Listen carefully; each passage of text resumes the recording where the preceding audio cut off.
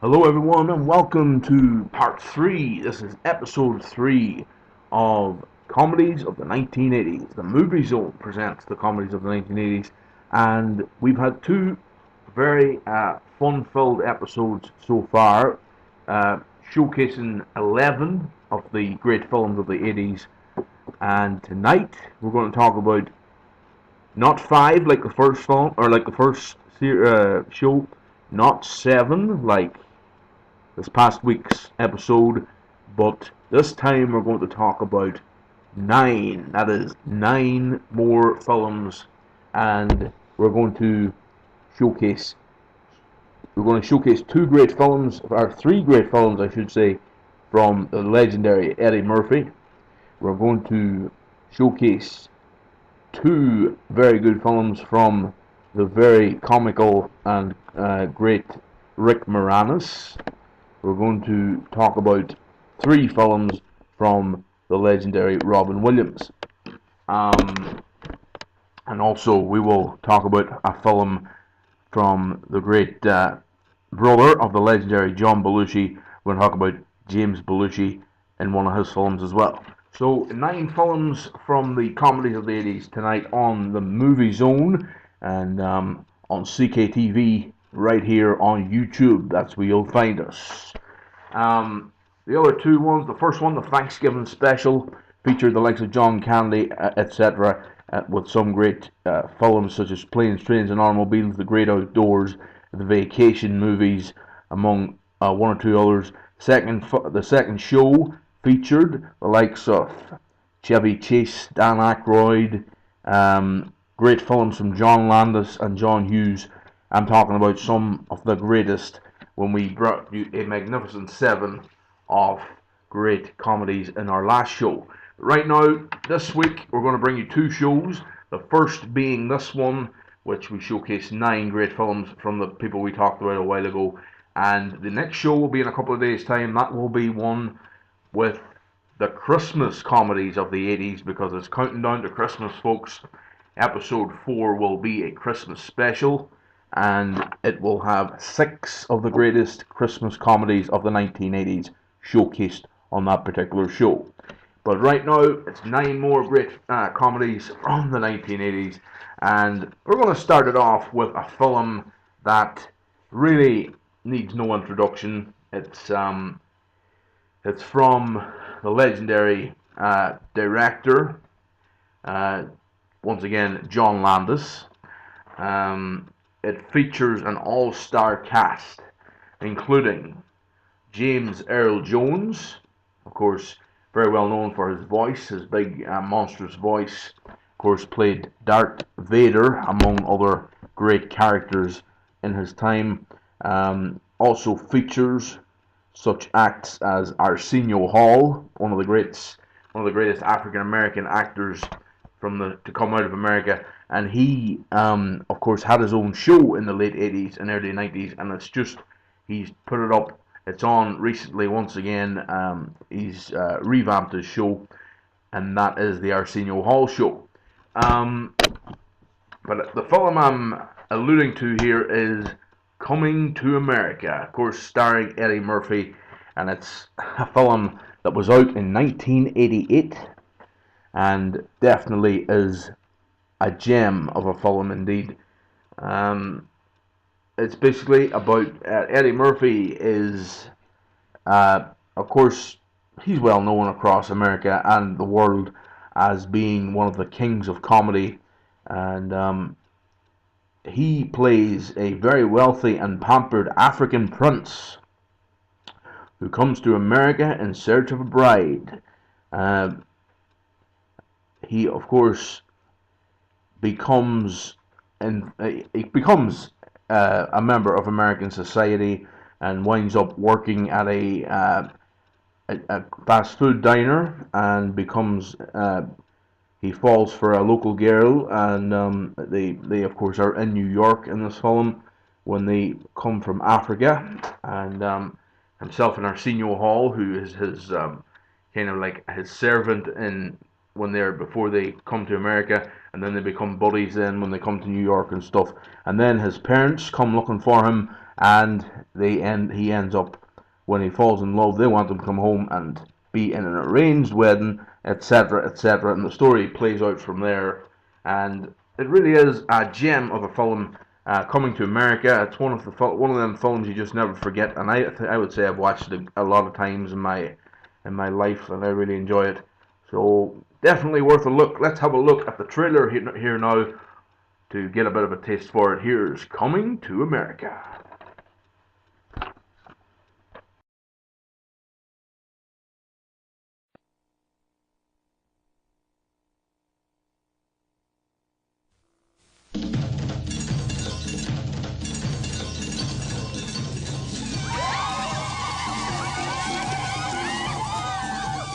Once upon a time, in a faraway kingdom, lived a handsome prince. He was attended by devoted servants. Do you think perhaps just once I might use the bathroom by myself? Notes to music, sir. Wipers! And engaged by royal decree. Why? Why can't I find my own wife? We've gone to a great deal of trouble to select for you a very fine wife. I want a woman that's going to arouse my intellect as well as my loins. Where will you find such a woman? In America. So he traveled across the sea to the land of opportunity, which is where the fairy tale ends and our story begins. Behold, Simi, life, real life, a thing that we have been denied for far too long. We're in New York now. Let us dress as New Yorkers. I feel like a complete idiot. Have either of you ever had any fast food work experience before? Certainly not. This will be our first job in the United States. I am Akeem. It's nice to meet you, Akeem. I have recently been placed in charge of garbage. That's good to know. Oh my goodness, it is you! Greetings, Your Highness. Who was that? Eddie Murphy, Just the man I met in the restroom. Arsenio Hall, in a comedy fable of royal romance. When I look at these contestants for the Miss Black Awareness pageant, I feel good. Apparently these are the best women Queens has to offer. Pick one and let's go home. I want to tear you apart. And your friend, too. Coming to America. Sir, I was wondering, did you happen to catch the professional football contest on television last night? No, I didn't. Oh, it was most exhilarating. The Giants of New York took on the Packers of Green Bay. And in the end, the Giants triumphed by kicking an oblong ball made of pigskin to a big H. It was a most ripping victory. Son, you want to keep working here. Stay off the drugs. Yes.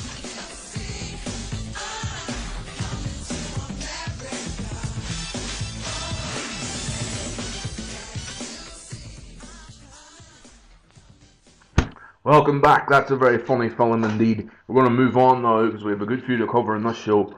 I was going to cover Trading Places on tonight's show, but I'm not going to do that for this show. But tune in my next show, episode 4. This is episode 3. Tune in on episode 4 for Trading Places, because that is a Christmas film, and that's going to be a part of the 6 best Christmas films of the 80s, which is going to be on our Christmas special. The Movie Zone presents comedies, Christmas comedies of the 1980s. But right now, on the 3rd episode of the comedies of the 80s, we're going to go straight into 2 more Eddie Murphy films. And these ones are Beverly Hills Cop 1 and 2. Beverly Hills Cop, I was going to put these in the action movies section, because I'm going to be doing a few episodes on action movies in a few weeks' time, but I've decided to add them into the comedy section because there is a lot of comedy in these films as well. So, Beverly Hills Cop, definitely a great film. The first one you would have to say a gem of a film, and also it stars it's like a buddy cop movie, and it's Eddie Murphy and his sidekick Judge Reinhold, who's in a lot of great films from the 1980s as well, and some great comedies. Of course, Eddie Murphy plays Axel Foley, who is an LA cop, and he really is plays it to a T as well. The film, probably one of the greatest, most successful comedy series of the 80s. It spawned two sequels. The first film came in 1984, the second came in 1987, and then the third film, the second sequel, came out in 1994. That's why it's not on this series, but Beverly Hills Cop 1 and 2 is, I'd say it's up there with my favorites for the comedy action films. It has an awesome soundtrack as well, by the way. It has brilliant tunes such as Shakedown, and also another couple of brilliant tunes as well in Beverly Hills Cop and Beverly Hills Cop 2. The heat is on in this fast-paced action comedy starring Eddie Murphy as Axel Foley, a street-smart Detroit cop tracking down his best friend's killer in Beverly Hills. Axel quickly learns that his wild style doesn't fit in with Beverly Hills Police Department, and which assigns two officers, Judge Reinhold and John Ashton, to make sure things don't get out of hand with Murphy, or Foley, I should say, in charge. Of course, this film, Beverly Hills Cop and Beverly Hills Cop 2, well worth a watch if you're looking for that comedy action fix or that buddy cop fix. It's definitely up there with the likes of Lethal Weapon, the Lethal Weapon series, and the likes of the 48 Hours series, which also features Eddie Murphy. Well, we're going to move on from Beverly Hills Cop 1 and 2. I would say for them films, I'd say as a series, I would give that 8 out of 10 for sure. Where the soundtrack is excellent, and the soundtrack is so important in a movie. Soundtrack is absolutely brilliant from these films, and also it's worth noting as well, actually, that the first film is directed by Martin Beast, and it's produced by a guy who's went on to produce such gems as Pirates of the Caribbean series, Jerry Bruckheimer. So the second film and the third film are both directed by the late Tony Scott, and they're all produced by Jerry Bruckheimer Productions. Beverly Hills Cop series, very, very cool. I'd just like to go back now and rate the first film that we talked about there, which was Coming to America, and I would definitely give that film a 9.5 out of 10 for sure. Okay, let's have a look now at the trailers for both Beverly Hills Cop 1 and Beverly Hills Cop 2.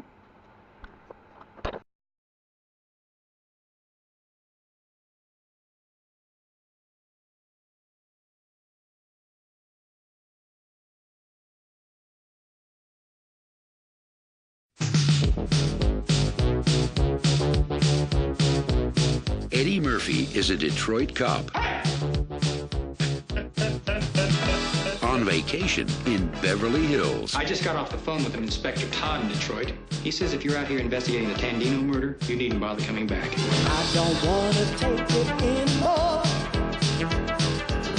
For a man who claims to be on vacation, you look a lot like you're on a stakeout. Stakeout?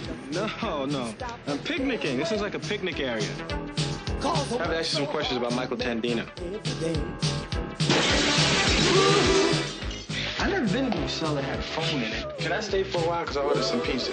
We have 6 witnesses that say you broke in and started tearing up the place, then jumped out the window. May I help you? Yeah. I'm looking for Victor Maitland. I've nothing to say to you. How you doing? You guys don't know nothing about nothing, do you? You just got your badges and your guns and you're on the job, right? Make sure we get the right drinks, because if I drink club soda, I'll throw up. You know, this is the cleanest and nicest police car I've ever been in my life. This thing's nicer than my apartment. Retrospect, you are the pride of your department in Detroit. It seems painfully obvious you haven't the slightest idea who you're dealing with. I don't know what y'all think I am, giving me some kind of food. Hurry up, quicker! Crawl back to your little stone in Detroit before you get squashed.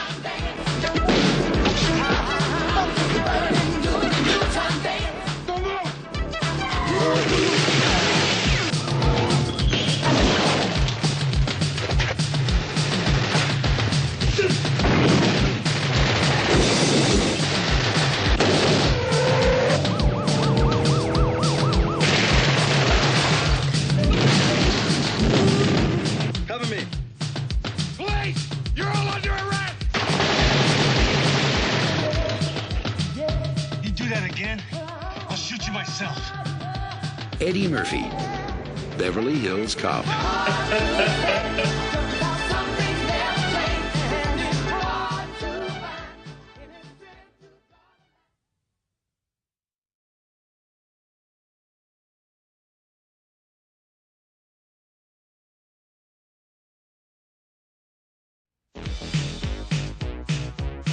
All of you eat the floor! Now! Axel Foley is back. Who is he?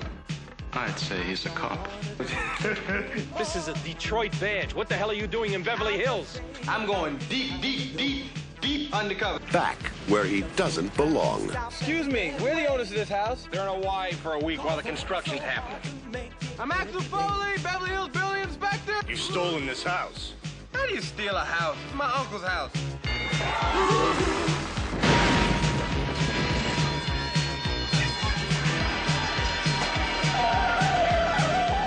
Reunited with all his old buddies. Hey! What the hell's going on here? Who the hell are you? I'm Johnny Wishbone, psychic extraordinaire. If you need me, just think Johnny Wishbone and I come running. Lots and biddles. It's like kibbles and bits, but different. Oh, this is a big mistake, a big mistake.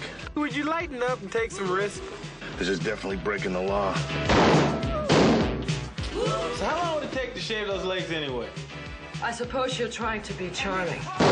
Well, actually, I'm just offering my grooming services. Get out of here, you degenerate! I want you out of here! Is this a black thing? Hey! Tell your alarm, you're gonna break it! I need authorization. Authorize! Are we having a problem here? Hugh Hefner! Axel Foley! And this is Max. And Max kills cops for a living!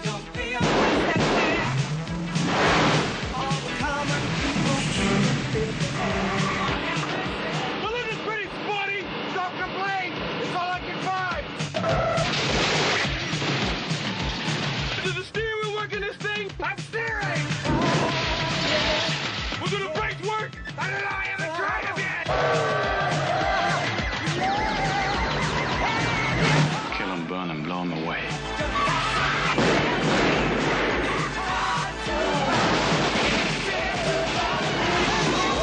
Don't worry about a thing. On the job. That's what I'm afraid of. Eddie Murphy, Beverly Hills Cop 2. The Heat's back on. Well, we're going to move on now. We're going to talk about a couple of other films, and a couple of films that I wouldn't be as knowledgeable about, but I'm going to cover them anyway. I've watched them recently, and they're very good films indeed. But I wouldn't have a lot of inside scoops on these compared to some other ones. But the first one I'm going to talk about is a film starring James Belushi, and it's from 1989, and it's called Taking Care of Business. And it's another action one, comedy action.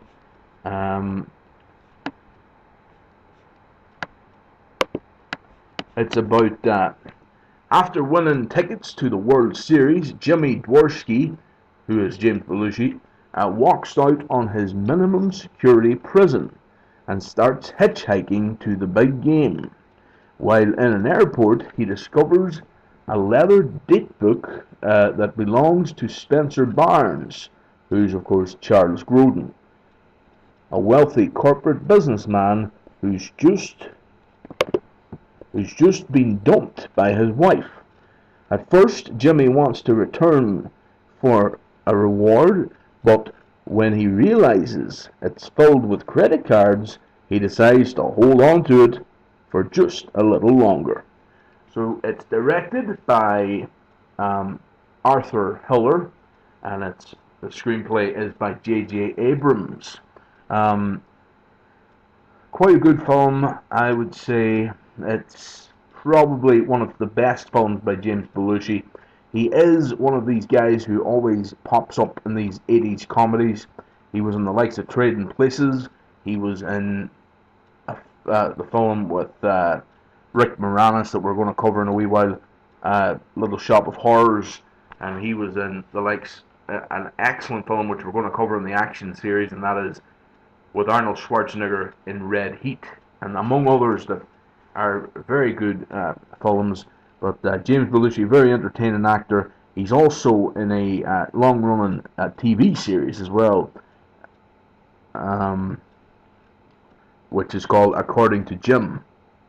But I would say Taking Care of Business would, I wouldn't put it up there with the likes of the films that we love, like the likes of ones that I've rated up in over 9 out of 10, but I would definitely give it a 6.5 out of 10, which isn't a great score, but it's not the best film that we are going to cover in this series.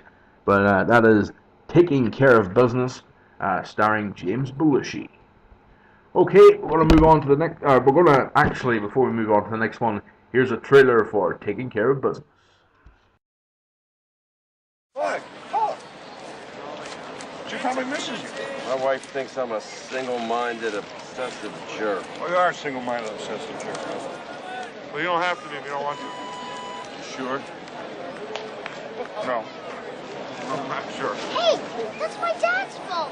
He's a scout. He's calling the bullpen.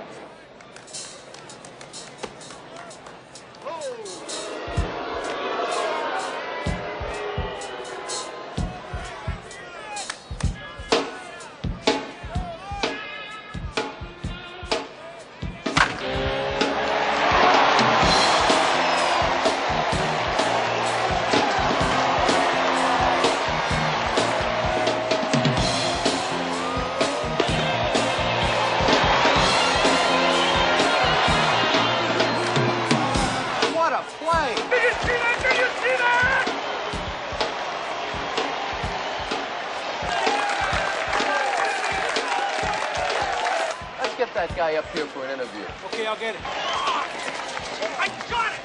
I got it! Did you see that? I just reached out, I snagged it, Spencer, a home run ball, Mark Grace, and the Cubs in the World Series. Did you see that spectacular catch? No. You didn't see it. Why? I was on the phone. Oh, you should have seen it. I was just reaching out there. I just grabbed him some catch of the day. They told me to call home. I know, but you could have waited. You could have...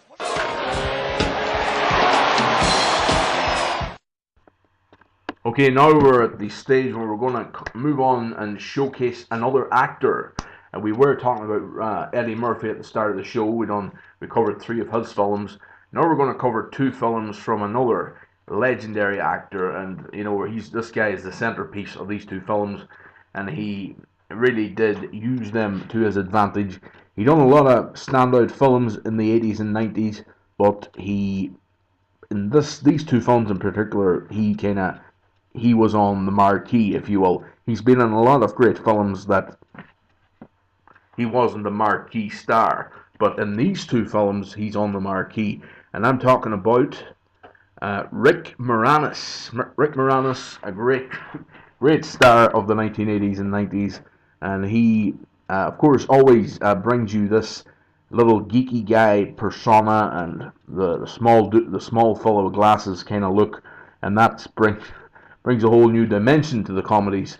We're going to first of all talk about the legendary film a musical comedy, kind of weird kind of comedy, weird musical kind of thing called The Little Shop of Horrors. And of course, it was originally out in 1960, but the remake was made in 1986, starring Rick Moranis, also starring um, such cameos, I think, in that one. But yes, that is some fun stuff in Little Shop of Horrors. It's basically about Rick Moranis plays this down and out kind of guy who's a shop assistant, and he comes across this plant, and it's goes on from there. He's in love with his the girl that works in the shop as well. It's like a plant shop, one of them florists, and they end up having a lot of great songs, and very cheesy. It's the cheesiest thing I've ever come across in my life, I think, but it's very funny, and I dig that kind of thing sometimes. I really enjoy that kind of stuff. Um, but Little Shop of Horrors, I would definitely rate it a lot higher than you would expect. I would say I would give it a 7.5 out of 10, that film, because it's enjoyable. And, you know, when you're into music and acting and stuff, you enjoy these kind of things, even though you're not really supposed to enjoy these kind of things. But here's the actual trailer now for it.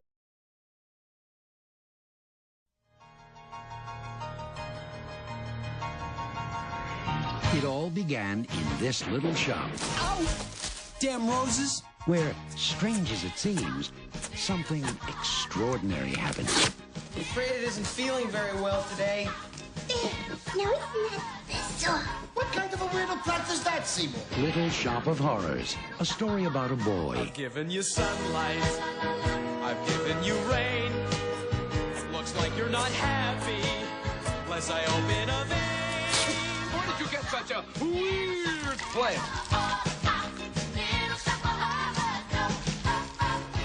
A girl. You don't make a nice voice when you live on Skid Row, Mr. Mushlick. See, now this is my date, my boyfriend. A florist. I'm telling you, Audrey, he's not a good, clean kind of boy. He's a professional. You'll be a 10. You have a talent for causing things. Hey, son, be a 10. People will pay you to be insane. I've been saving all month for this. I think I need a root canal. I'm sure I need a long, slow root canal. Feed me Seymour. And a plant. Feed me all night long. How am I supposed to keep on feeding you? Whoa! Catch me now. I'm just a mean green mother from outer space, and I'm playing. I'm just a mean green mother from outer space, and it looks like you've been had. Yes! Rick Moranis. Man's a total disgrace to the dental profession. Ellen Green. Excuse me. Excuse me, what? That's better. Vincent Gardenia, with special guest appearances by Steve Martin, John Candy, and Bill Murray. It's your professionalism that I respect. Little Shop of Horrors.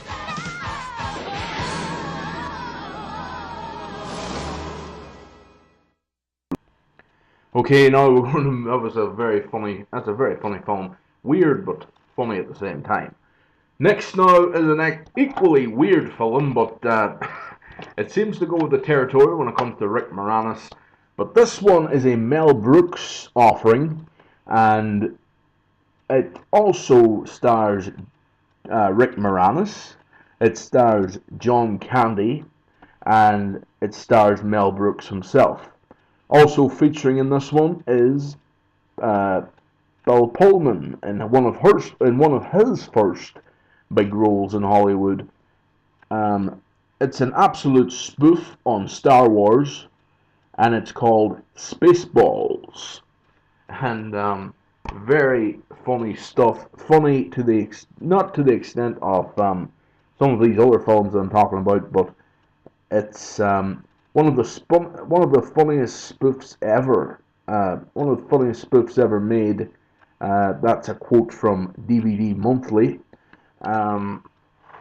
It's, well, I don't know about that one, but it's definitely funny.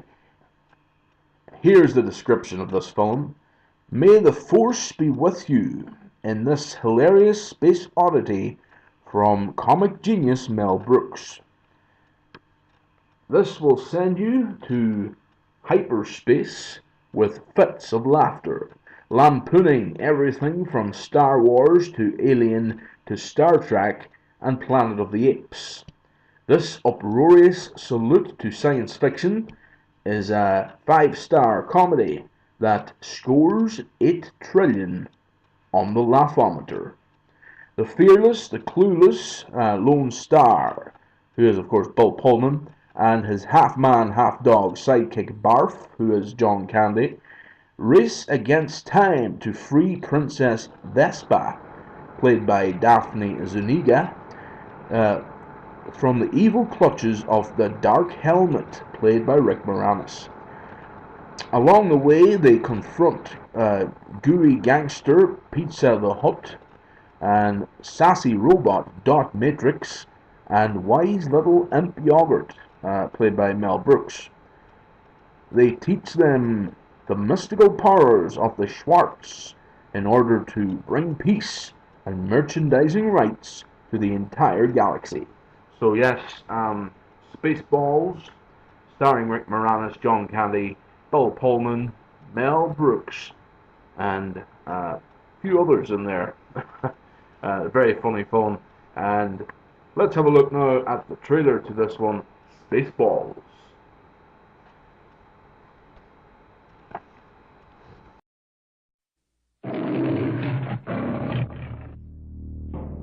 There it is, planet Druidian. And underneath the air shield, 10,000 years of fresh air. Must get through that air shield. We will, sir. Once we kidnap the princess, we can force her father, King Roland, to give us the combination to the air shield, thereby destroying planet Druidia and saving planet Spaceball. Everybody got that? Spaceballs, the movie. Princess Vespa spaceship within range, sir. Good.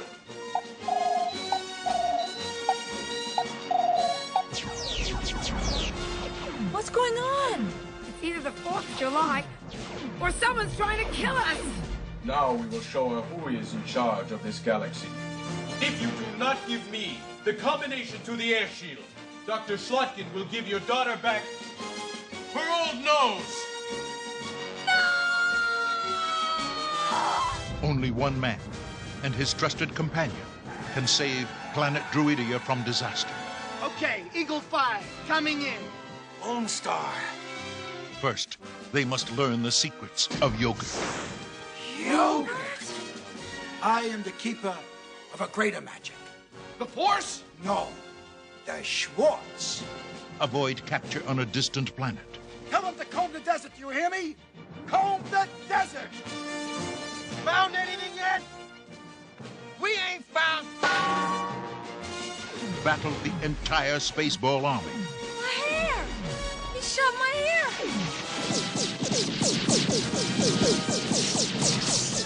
Holy!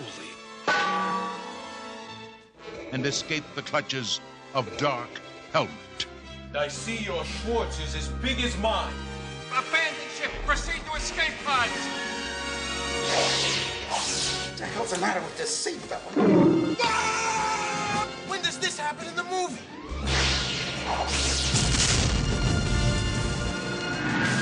Give me paw! Spaceballs, the movie. How do I know you're not making faces at me under that thing? And may the Schwartz be with you! Well, we've covered the likes of Eddie Murphy, James Belushi, and Rick Moranis so far on the show, and now we're going to go into some great stuff from the late great Robin Williams. As I mentioned on the last show, Robin Williams passed away earlier this year, and it was horrible events, but we have to look at the positive sides of his career. He was an excellent actor in his great career. In the 1970s, he came on the scene with the sitcom Mork and Mindy, and then went on to do some of the greatest comedies of the 1980s, 1990s, 2000s, and 2010s. He was the actor, the kind of an actor that really brought longevity to his career, like not many others. He was the a lot of the other comedy actors and other actors in Hollywood would call him the standard, the measuring stick, if you will, that they would have to aspire to equaling or getting better at or whatever. But unfortunately, he was his personas and his over eccentric laughter and comedy humor really were overshadowed by his inner self, and he really did put on a smokescreen, if you like, to the public or whatever. But it's unfortunate that he was in that situation. Of course, was a drug addict, alcoholic, all the rest and stuff, and that didn't help matters either. But Robin Williams brought us some of the greatest comedies of the 1980s, and that's what we're talking about. It's the Movie Zone presents the comedies of the 1980s, and this episode has 9 of the greatest, but 3 of them are from the legendary Robin Williams. And we're going to start it with one of the biggest franchises ever in children's cartoons. One of the greatest franchises, maybe you could say, of all. It wasn't exactly well, I loved it when I was younger and stuff, but it wasn't one of the. There's a lot of stuff that I loved when I was younger that has stayed with me over time, like Batman and the likes of all the superheroes, and the likes of wrestling, the likes of all these things. But this particular franchise didn't really stay with me. I didn't really. But they made it into a action movie, like a live action film, and they had the likes of Shelley Duvall in that film, and they called upon Robin Williams to play the title role. And I'm talking about Popeye the Sailor Man, and that's Robin Williams played Popeye in this particular film, and it basically was a homage to the actual series and the comedy in that, and it was funny, but it wasn't. It was a bit of a flop in Hollywood, a bit of a flop in the box office, to be honest with you. But I've included it on this because it's one of the probably most popular comedies of the 1980s, and it was entertaining when I watched it. I think I watched it twice, and I thought it was entertaining enough. Robin Williams in Popeye, and they just used Popeye in the title of the film. They didn't say Sailor Man or nothing on the title, but that was Popeye the Sailor Man, Popeye the movie there, starring Robin Williams and Shelley Duvall. Well, we're going to move on now to the second of our 3 Robin Williams offerings on the show. You are watching the Movie Zone presents the comedies of the 1980s here on YouTube, right here on my channel CKTV, and we're bringing you this series. Don't know how many episodes there will be altogether, but join me in the next few days because I'll also be bringing you a Christmas comedies of the 80s, where I'll be covering 6 of the best Christmas films of that particular decade.